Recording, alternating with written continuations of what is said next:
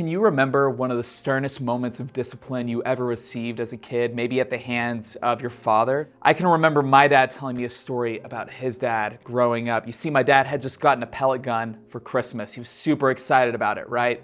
And one day, a few weeks later, he's outside playing with this gun. His sister's around. She's kind of bothering him, annoying him. And at one point, just to kind of shoo her away, he sort of vaguely points the gun in her direction. Well, much to his dismay, his dad had just pulled up, gotten home from work, and he saw this unfold. And needless to say, my grandfather gave my dad some discipline that day that he would never forget. In fact, he was telling me about that discipline 30 years later.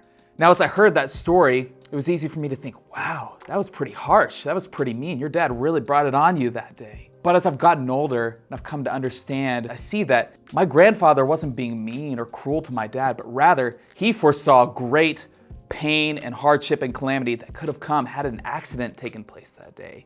So my grandfather coming down so hard on my dad that day was actually an act of love and protection, saying, I don't want you to go through the kind of pain that would ensue from an accident happening. Proverbs 3:11 and 12 says this, My son, do not despise the Lord's discipline or be weary of his reproof, for the Lord reproves him whom he loves, as a father the son in whom he delights. I think there's two key takeaways for us in this passage. Number one, don't let your heart become bitter towards God in that season. It's so easy to let our hearts become calloused and to shake our fists at God and say, why are you allowing this? Why are you allowing such pain and hardship into my life? My challenge to you is try being introspective and humble enough to say, maybe I made some choices that allowed me to get to this place. Maybe I'm experiencing some of the consequences and even discipline that have come as a result of choices I've made. The second takeaway is this. Learn to see God's discipline as an act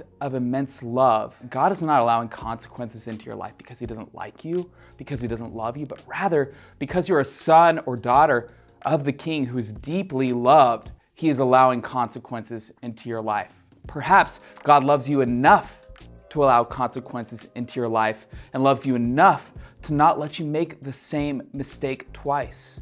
Maybe you're in that season right now and God is growing you and it's hard and it's painful and it hurts. But know that God sees you and he loves you and this season has a purpose and no one is cast off from the Lord forever. And you'll come out on the other side better for it. And just remember that oftentimes God's discipline is the loving act of a father who cares for you very much.